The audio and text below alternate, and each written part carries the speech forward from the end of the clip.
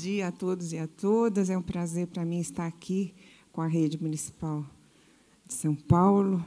Eu vou fazer uma retrospectiva dos ciclos, que são um objeto de estudo meu há muitos e muitos anos, e foram minha paixão, porque, logo quando os ciclos foram introduzidos aqui no Estado de São Paulo, na rede estadual de São Paulo, no início dos anos 80, eu trabalhava na Secretaria de Educação do Estado, e a gente levou muitos tomates não era tanto dos professores, mas dos supervisores. Os supervisores ficaram indignadíssimos que a primeira iniciativa de ciclos dos anos 80, na abertura política, fazia um movimento modesto de juntar o primeiro ao segundo ano do ensino fundamental para garantir a continuidade das aprendizagens dos meninos, que conseguiam progredir, mas não chegavam ao ponto que se esperava que eles chegassem, não é? Mas isso foi objeto de muita controvérsia. Diziam que a gente estava baixando o nível de ensino e daí por diante. Depois, os ciclos se expandiram. Já houve iniciativas anteriores de propostas de ciclos no Brasil, mas dos anos 80, na época da abertura política, que eles foram começando a ganhar um novo status e se expandiram por muitas redes. Logo depois, a Rede Municipal de São Paulo fez uma proposta ousada e organizou os ciclos pelo ensino fundamental inteiro. Isso foi uma proposta muito ousada no país. Depois veio Belo Horizonte, Paraná, vários outros estados, e os ciclos se expandiram no Brasil. Por que os ciclos vieram nos anos 80 e na abertura política, na época da abertura política? Porque, nos anos 70, se intensificaram os estudos mostrando a grande seletividade do ensino no país. E é interessante que, em 75, houve um estudo feito pela Carlos Chagas, e depois eu entrei na rabeira desse estudo e fiz análise. Era um estudo sobre incidentes críticos com professoras da rede municipal, do ensino fundamental, dos anos iniciais, que discutiam problemas de comportamento e de aproveitamento das crianças. E se perguntava às professoras por que elas achavam que as crianças tinham aquele tipo de comportamento e que soluções, que encaminhamentos elas dariam para as crianças com dificuldades. E, naquela época, o que a gente verificou é que as professoras insistiam que a grande parte dos problemas que as crianças apresentavam, tanto de aprendizagem quanto de comportamento, era atribuída à família, à origem social mais pobre. Ele foi muito alimentado pela literatura psicológica, sociológica e pedagógica, que se distribuiu pelas escolas na primeira metade do século passado e que, aliás, continua, em grande parte, atribuindo às crianças e às suas famílias as dificuldades que eles apresentam na escola. Se dizia, então, que a repetência, que o fracasso escolar era atribuído à pobreza das famílias, ao desinteresse, à falta de acompanhamento das famílias. E foi nos anos 80 que o Sérgio Costa Ribeiro trouxe um estudo empírico sobre os dados do censo do Brasil. Então, ele era bem representativo das escolas brasileiras, que diziam que não era bem assim, que, na verdade, o grande problema não era evasão, as crianças não se evadiam da escola porque ou não havia escolas, ou porque elas não se interessavam, ou porque a família não se interessava, mas é porque elas repetiam. e repetiam e insistiam, voltavam no ano seguinte, voltavam no ano seguinte, só depois de muitas repetências, inclusive as famílias mais pobres faziam um enorme esforço para botar as crianças na escola, e elas só saíam quando se esgotava a possibilidade de repetência e elas não conseguiam progredir. Mas essas histórias vocês já sabem, foi por isso que a gente botou os ciclos, porque a gente entendeu que a repetência truncava os processos de aprendizagem, que era importante garantir a sequência das aprendizagens. Não é? O propósito de superar o caráter seletivo da escola. Flexibilizar a organização da escola e o currículo para atender à diferença dos alunos. Não é? Envolver todos os atores escolares. Esse era um princípio básico. Não é? Então, que os anos iniciais conversassem com os anos finais. O problema era garantir a continuidade, a progressão dos alunos aprendendo, garantir a aprendizagem de todos, a despeito das diferenças, porque a escola, como se universaliza, tem toda a população dentro da escola, e ela precisa atender a essas diferenças. Melhorar as condições de trabalho da escola e viabilizar o apoio efetivo aos alunos e formar os docentes com aprofundamento das práticas, mudança de atitudes e da cultura escolar. Quando os ciclos foram criados e se espalharam pelo Brasil, não havia ainda a obrigatoriedade das redes escolares de garantir o tempo necessário para os professores se reunindo, para o trabalho coletivo na escola. E esse era um princípio básico. Hoje, este tempo coletivo está garantido na lei do piso, certo? 1/3 do horário dos professores deve ser para as reuniões, para o preparo pedagógico, para as correções de trabalho, sobretudo para os professores conversarem, planejarem e discutirem o seu próprio trabalho. Naquela época, os ciclos foram pioneiros nesta medida. Se instituiu também as atividades de apoio complementar aos alunos. Vejam, nós fizemos um esforço, como a gente trabalha, como já sou muito velha, já participei de muitas lutas da educação, nós fizemos um esforço enorme de botar isso na LDB, que precisava de ter apoio complementar no contraturno, que era um complemento a mais. A ideia era não castigar as crianças com a repetência, mas dar a elas o que elas mais necessitavam, para aquelas que precisavam de mais, que tinham mais dificuldade, precisavam de mais apoio. Quando a gente analisa as experiências brasileiras de ciclos, também os professores dizem, olha, foram criados muitos dispositivos para os ciclos funcionarem direitinho, etc., mas eles não foram suficientes para apoiar e para viabilizar as transformações requeridas na escola. O difícil envolvimento dos professores, a pouca atenção ao trabalho, ao preparo dos professores e a continuidade das políticas também foram incriminando os ciclos. Tem 2 modelos de implementação de políticas e os ciclos fazem parte de um, que é um modelo de baixo para cima. Na verdade, quando a gente criou os ciclos, e depois, quando eles foram mais desenvolvidos, a ideia é que as orientações do currículo eram muito genéricas e se apostava muito no protagonismo dos docentes. Eles iam refletir sobre a sua própria prática, iam se juntar nos tempos, nos horários de reunião para refletir sobre a prática. A ênfase era na formação continuada dos docentes, avaliação do aluno no processo e a importância do profissionalismo docente. O que é o profissionalismo docente? É a formação aliada a uma reflexão mais madura, a um apoio da rede e a uma intervenção mais sistemática, mais discutida, mais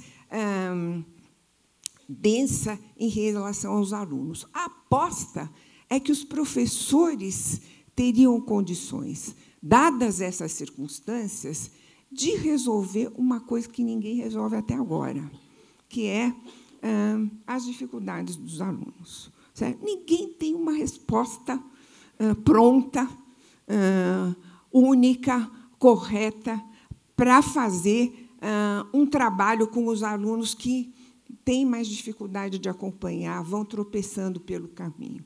A ideia é que este trabalho conjunto pudesse dar as respostas. E foi esta ideia que contribuiu para fortalecer as políticas de formação docente que foram depois encorpadas nas políticas federais, estaduais, a atenção maior à formação docente. Qual é a apreciação dos professores sobre os ciclos da maneira como eles foram implementados?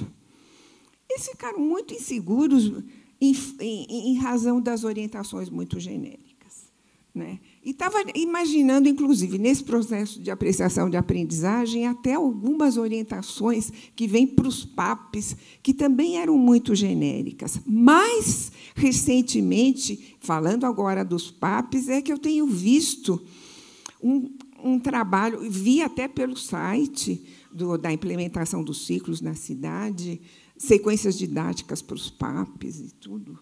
Não é? Os professores, de um modo geral, se sentiam muito soltos, com os ciclos de 4 anos que houve na rede, e mesmo ciclos de 3 anos, são intervalos grandes, os alunos passam por 3 professores, certo? E eles se sentiam soltos, eles sentiam insegurança.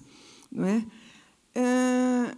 Também os professores desconfiavam bem de uma autonomia que se dizia que eles tinham, outorgada pela rede. Né? Assim, estão dizendo que a gente tem autonomia, mas depois os alunos são avaliados e lascam o pau em cima da gente, dizem que a responsabilidade pelo fracasso escolar é só nossa. Se há uma responsabilidade dos professores sobre o fracasso escolar, e isso ninguém tira, porque é uma das responsabilidades da gente como professor, há também uma responsabilidade do sistema escolar de apoiar a escola e os professores, porque senão as coisas não andam. Não é? Então, eu acho que isto é uma questão que pesava no modelo de ciclos. Aí veio o IDEB, etc., e as políticas mudaram. Olha, esse negócio dos ciclos não é só aqui no Brasil. Quando os ciclos foram implementados nos anos 80, houve uma onda de ciclos nas escolas seriadas em várias partes do mundo.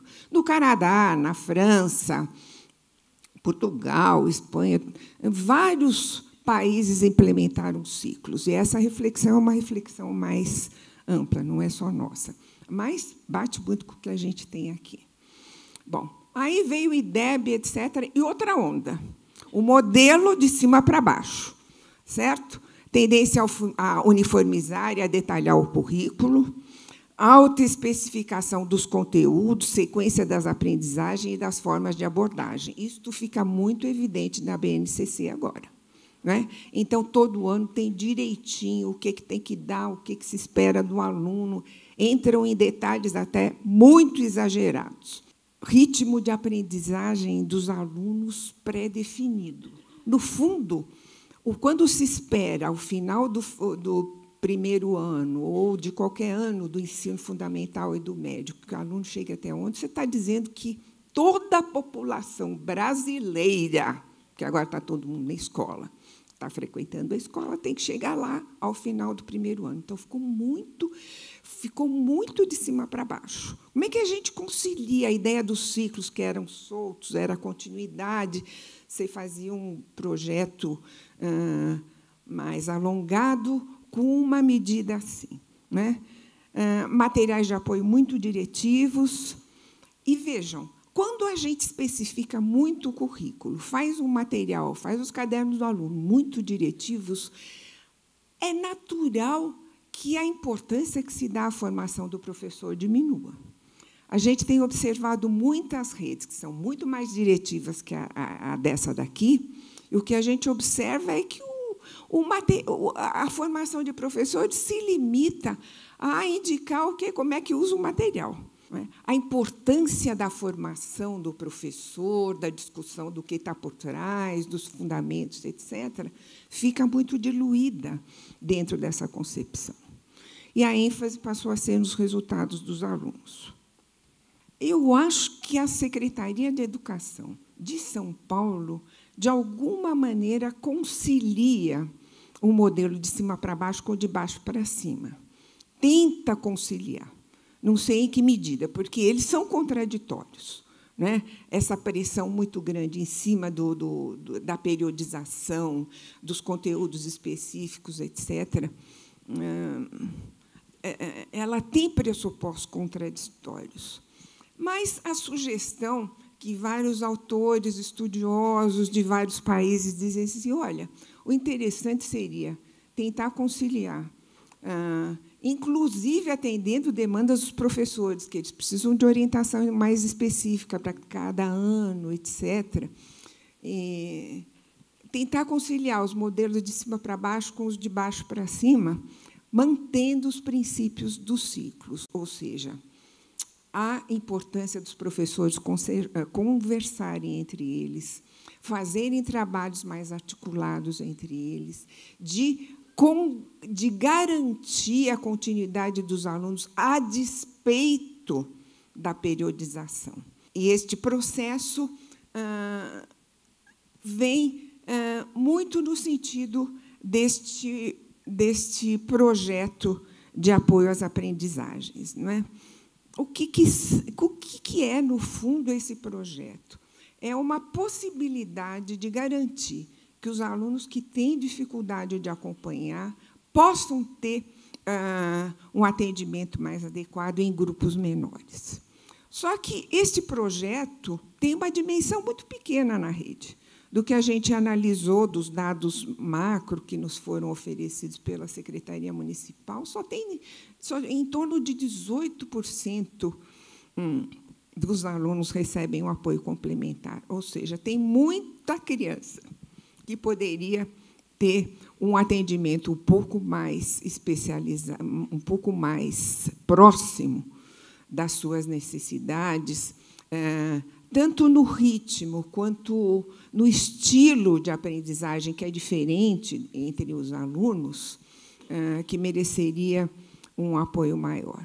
Isso não quer dizer que a gente vai transformar o apoio complementar num negócio tão grande que abranja toda a rede. A ideia do apoio complementar é para um grupo mais restrito mesmo de dificuldades.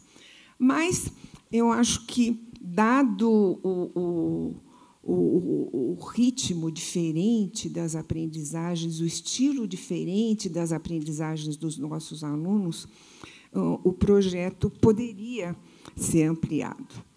Na segunda metade de 2005, 2009, houve alguns estudos que fizeram um balanço dos ciclos e de iniciativas de desserialização no Brasil, como projetos de aceleração de aprendizagem. Eu não sei se a rede aqui teve. Várias redes fizeram projeto de aceleração de aprendizagem que alunos multirrepetentes frequentaram. Alguns com materiais maravilhosos. A rede estadual, por exemplo, fez um projeto de aceleração de aprendizagem de alunos com atraso escolar, que tinha um material daqueles que a gente pede a Deus para chegar nas nossas mãos. Mas a gente tem uma tradição no Brasil. Produzimos muito material interessante nas redes de ensino. Então, o Cândido Gomes fez um levantamento dos estudos sobre os ciclos escolares no Brasil, verificando a sua eficiência. Né? E o Alavarce, que vocês conhecem, que é um professor da rede, também fez a tese de doutorado, já publicou agora ele está na USP, etc. Outros também fizeram trabalhos nessa linha e chegaram à conclusão de que os ciclos propiciam a melhoria do fluxo escolar, diminuem a defasagem da de série. Entretanto, a qualidade do ensino eles não conseguem levantar. Todas as pesquisas que a gente mostra que a qualidade do ensino do Brasil, que a gente faz e que a gente examina, mostra que a qualidade do ensino no Brasil é muito precária. Já melhorou consideravelmente, mas ainda tem um longo caminho pela frente. Nós podemos conseguir melhores resultados. Agora, ela não varia entre escolas que têm ciclos e as que não têm ciclo. Ela é sofrível tanto nas escolas que têm ciclo quanto nas que não têm ciclo.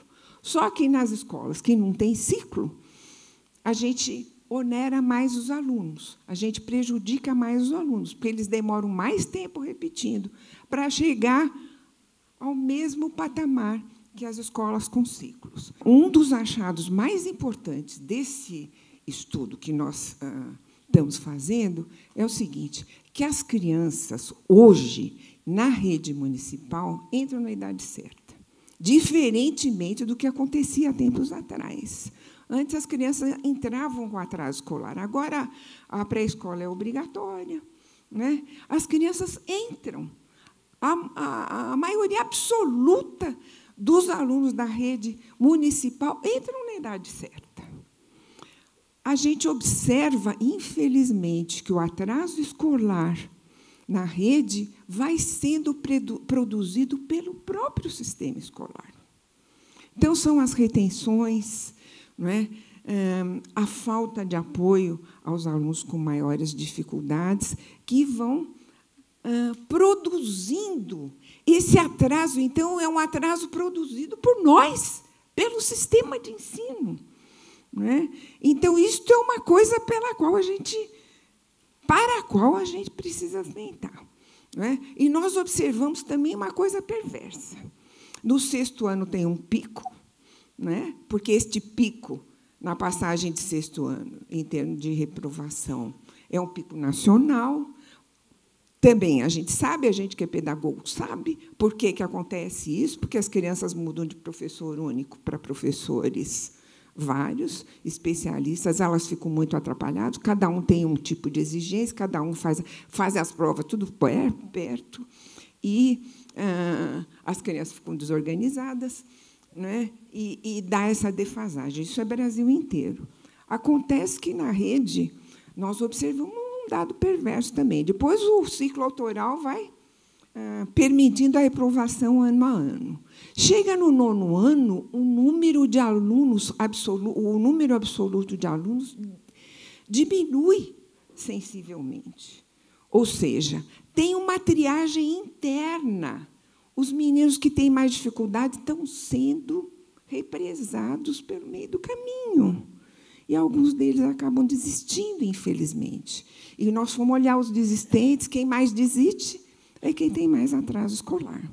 Insiste, insiste, insiste, até que perde a esperança e se evade. Não é? Então, eu acho que esta questão é uma questão importante para o sistema, para os professores das classes regulares, para os PAPs estarem atentos. Nós precisamos garantir o direito à educação e garantir que todos cheguem até o 9º ano e concluam essa parte do ensino obrigatório. É um direito de todos, independente das diferenças, das dificuldades de cada um. Não é? Eu gosto de citar, entre os estudiosos atentos para essa questão da repetência e da necessidade do apoio aos alunos com dificuldade, o Marcel Craé. Ele é um belga que já esteve aqui no Brasil várias vezes, conhece o país. Ele já escreveu muita coisa. Eu podia citar vários outros, mas é que eu acho que ele tem uma contribuição especial. Então, eu selecionei o Marcel Craé por conta disso. E eu acho que ele faz. Agora, vou contar uma coisa muito pessoal. Ele tem um filho autista. E eu acho que ele também tem um apreço a esse tema. Ele estuda muito, e ele estuda alternativas de acompanhamento, etc. Eu acho até porque dói na pele, certo? O fato de garantir o direito de todos à aprendizagem. né? Ele, em 96, esse livro foi publicado em Portugal. Nesse livro, ele diz que é temerário estabelecer uma relação direta entre taxa de atraso escolar e rendimento dos estudantes. Ele fez uma pesquisa na Bélgica, se fizer aqui a mesma coisa, certo? Os dados do IDEB, se a gente compara com os dados de retenção na escola, não batem, certo? Há alunos que são retidos, que têm o mesmo nível de alunos que são aprovados, né? E tem todo o nosso viés social, psicológico, que a gente vai explicar um pouquinho. As retenções podem ser independentes do nível de conhecimento das crianças. Alunos mais pobres, mais pretos ou pardos, certo? De sexo masculino, têm a tendência de ser mais retidos que os outros.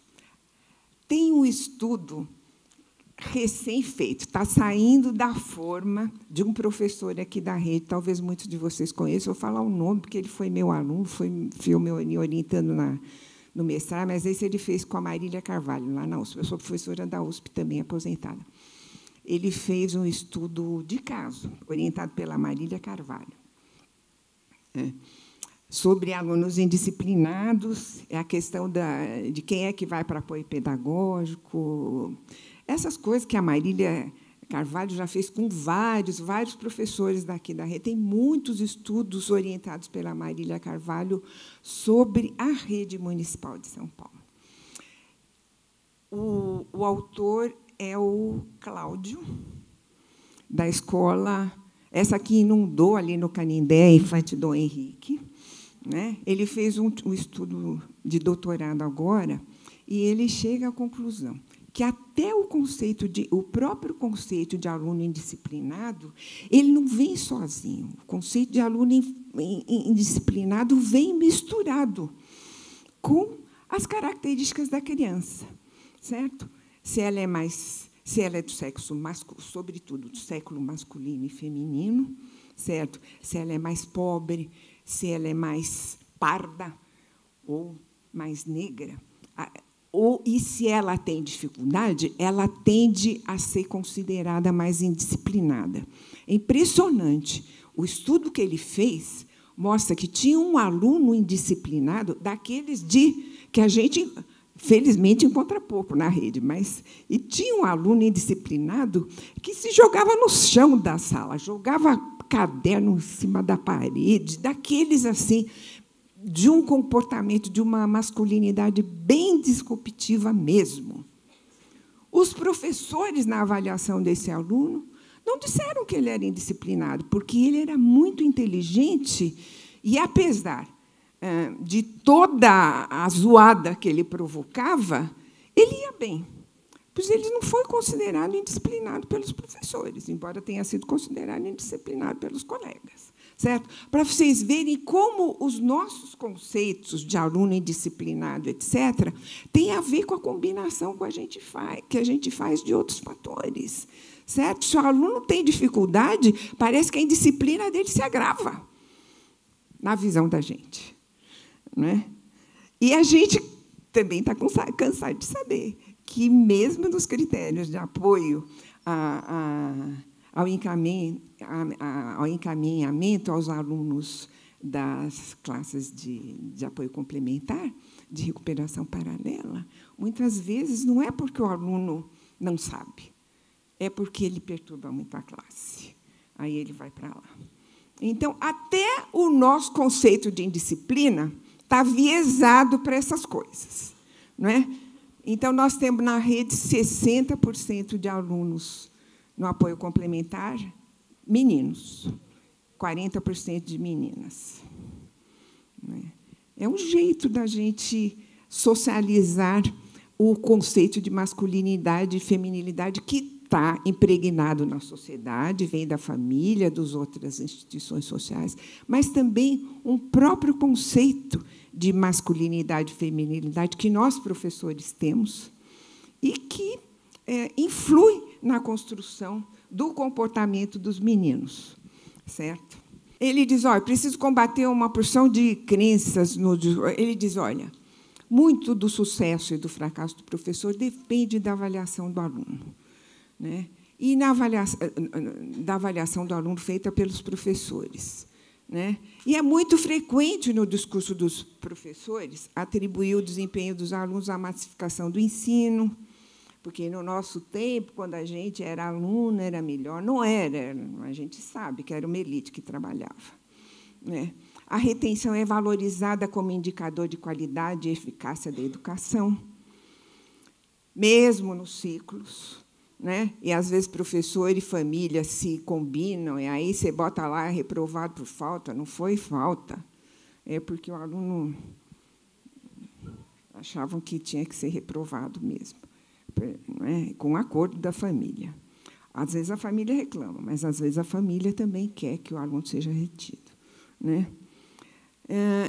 Também se subestimam os efeitos deletérios da retenção sobre os alunos, e o fracasso continua sendo atribuído à sua própria aptidão, à falta de aptidão, à sua incapacidade de aprender. É incrível. Eu quis botar aquele estudo de 75, porque, se a gente... Eu, que viajo muito e conheço muitas redes, já trabalhei muito de perto com muitas redes, é impressionante como, até hoje, né, o grande culpado pelo próprio fracasso, pelas próprias dificuldades de aprendizagem, continua sendo os alunos, na cabeça que a gente tem, né? Quando os professores usam a avaliação como fator de discriminação dos bons e dos maus alunos, muitas vezes eles fazem provas que costumam não contemplar as habilidades que já foram trabalhadas, mas algumas habilidades que eles estão pretendendo trabalhar ainda, né? E isso serve para discriminar os alunos. E o CRAE ele fez inúmeras retrospectivas assim, de grandes quantidades de avaliações de pesquisas sobre o rendimento de alunos em países com promoção automática e países seriados. A conclusão a que ele chega é que a repetência não traz os ganhos que se costuma esperar, além de diminuir a probabilidade dos estudantes prosseguirem nos estudos. Uma conclusão que é fundamental nos trabalhos do CRAE é o seguinte: o aluno, ele já comparou 50 mil estudos, levantou os estudos e viu os resultados que eles traziam. O aluno fraco que repete tende a progredir menos do que o aluno fraco, do mesmo nível, que é promovido, certo? Porque, no ano seguinte, ele é estimulado por outras coisas, os outros alunos, os outros conteúdos, e, quando ele repete, geralmente, as coisas que ele já sabe, ele continua sabendo, as dúvidas que ele tem, ele não consegue esclarecer. Isso também é um resultado óbvio.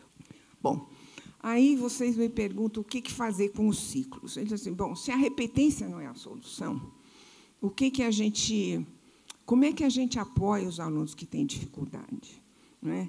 Ele examinou o tamanho de classe, a composição, o manejo das turmas, o atendimento de alunos com necessidades. Eu já vi muita pesquisa que diz que o tamanho das classes não influencia o rendimento dos alunos. O CRAE examinou o tamanho das classes, e ele diz, para os alunos que têm dificuldade, por exemplo, se você tem... Numa turma de 15, você tira 5, você aumenta a possibilidade dos alunos aprender, porque o contato é muito mais direto e o atendimento fica mais eficiente. Então, ele diz que o tamanho das classes menor e, nesse sentido, as turmas de recuperação são muito importantes, porque elas são turmas menores, certo? Aí ele examina a composição e o manejo das turmas. Então, a gente vê, ainda que não... a gente já tenha falado tanto nos estudos, esse negócio de fazer classe fraco, médio e forte, a gente encontra no Brasil inteiro, né? E o problema é que as classes fracas, Em geral, elas ficam embaixo da escada com o professor que está chegando, menos experiente, né? Botam todos os alunos com problema lá, né? Aí, realmente, não dá. Mas ele diz que, quando as classes são classe média e forte, mas se você garante os mesmos professores experientes, a mesma expectativa de aprendizagem e tudo, o negócio funciona melhor. Enfim, é muito difícil você tirar essa conotação negativa. Nas classes fracas, você põe, você dá piores condições de aprendizagem, depois fica reclamando que os alunos não aprendem. É sempre assim. Ele discute o atendimento dos alunos com dificuldade. Das várias possibilidades de atendimento, uma que ele, nos estudos que ele viu, que acho que funciona melhor, é assim: é tirar o aluno com dificuldade de uma turma da mesma idade, não é? E ele está falando isso no sentido, olha, a repetência é a pior solução. Então, vamos ver se a gente pega os alunos que são da mesma classe, tira os grupos com maiores dificuldades por um período, umas 2, 3 vezes por semana, com um professor que atenda especificamente esse grupo menor, e esses meninos conseguem recuperar. Vejam, nós, na nossa legislação, e aí, olha, eu vou te dizer, eu já sou velha, eu também já militei muito, eu, inclusive, era do Fórum de Educação, de todos os movimentos de educação. Nós botamos na lei, na LDB, que precisava ter recuperação paralela no contraturno. Certo? Está lá. Então, a gente não pode fugir. Os grupos de apoio paralelo, os grupos de recuperação, estão no contraturno, né?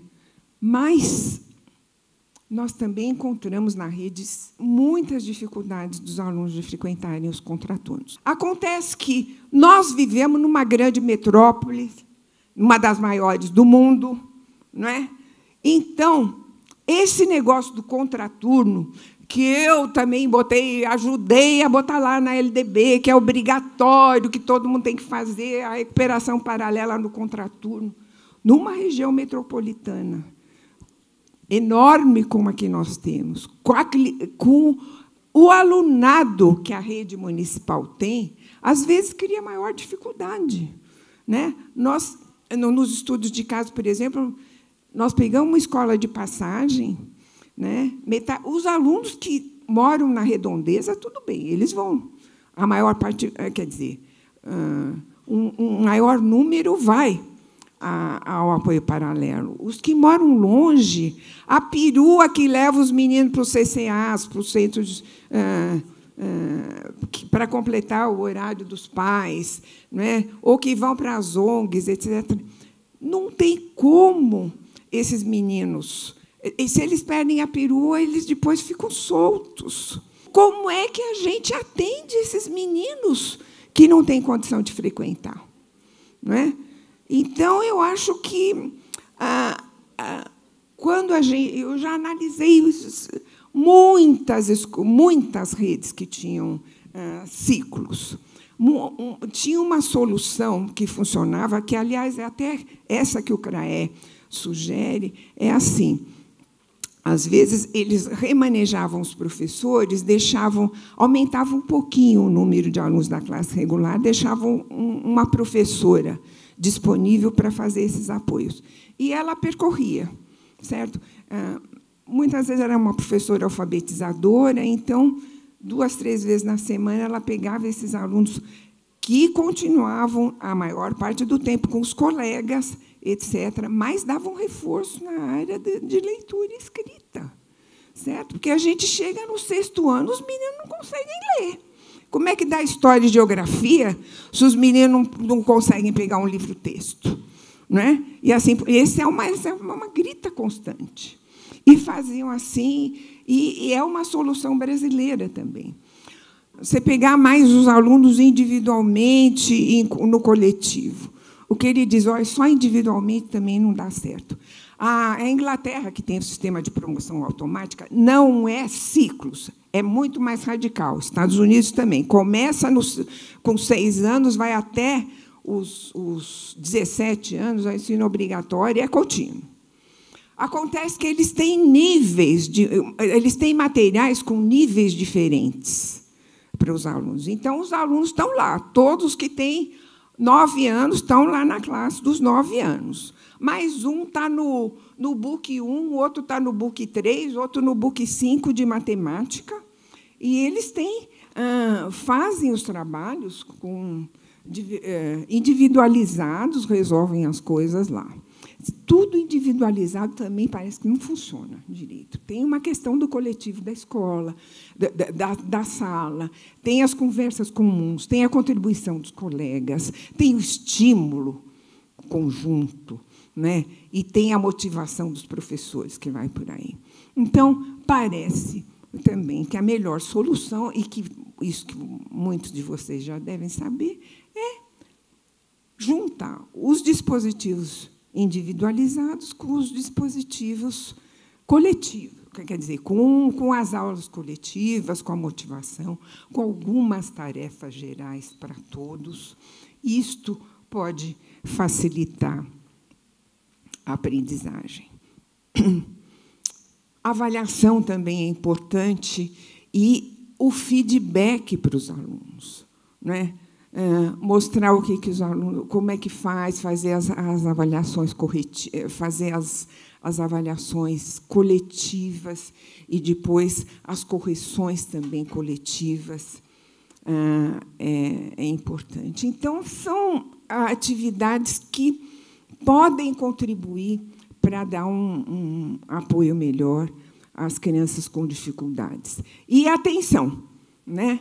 Eu acho que esta rede tem que... Porque, olha, que a repetência, que o pico da repetência é alto no 6º ano, isso a gente já sabia de tudo que a gente vê no Brasil, isto é um problema, não é? Mas esta questão de diminuir os meninos, os alunos matriculados no 9º ano do ensino fundamental, eu fui ficando arrepiada quando vi esse dado. Então, acho que é da responsabilidade da rede, certo? Está se retesando muitos alunos no 6º, no 7º e no 8º. Quem vai para o 9º ano, e até falaram, olha, na prova São Paulo, que foi feita agora, os meninos vão bem, mas eles já estão selecionados, gente. Os que tinham mais dificuldade ficaram pelo meio do caminho, certo? Então, este é um alerta que a rede precisa receber.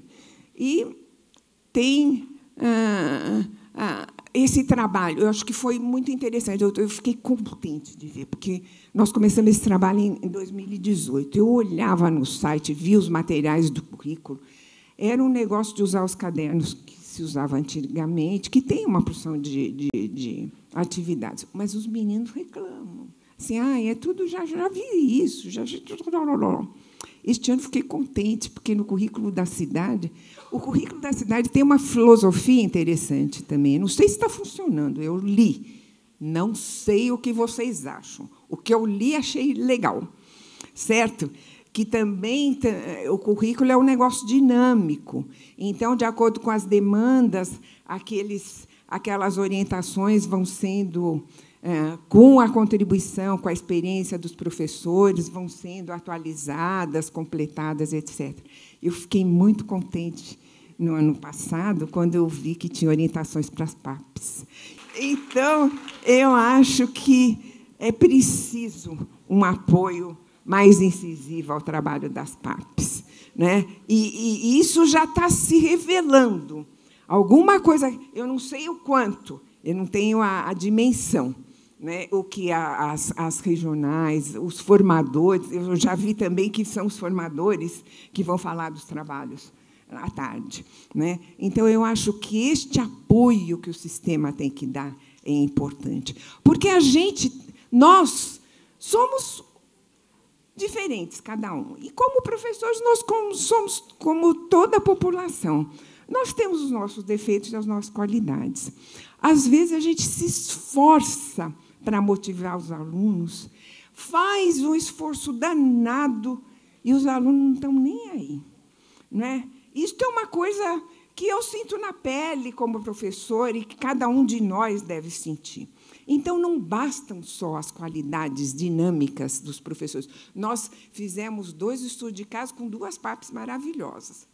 Mas eu sei que é difícil, no conjunto, motivar os alunos com tantas dificuldades, com problemas tão diferentes, os problemas mais extremados com os quais a gente tem que lidar. Então, a questão do... Aí, volto à questão do profissionalismo docente, que já era evocada desde o começo dos ciclos. A questão do profissionalismo docente se constrói no conjunto, no trabalho conjunto da rede, do coordenador pedagógico, certo? Das formações que são dadas pelas DREs, dos materiais que são produzidos, da troca de experiências que depois pode ser aproveitada e transformada e multiplicada para muitos, porque este é um trabalho muito penoso, muito árduo do professor, mas é um trabalho essencial para garantir o direito de aprendizagem dos alunos. Então, eu espero que vocês tenham hoje um dia muito proveitoso e sugestivo para as práticas docentes de todos, que garanta o direito de todos. Muito obrigada.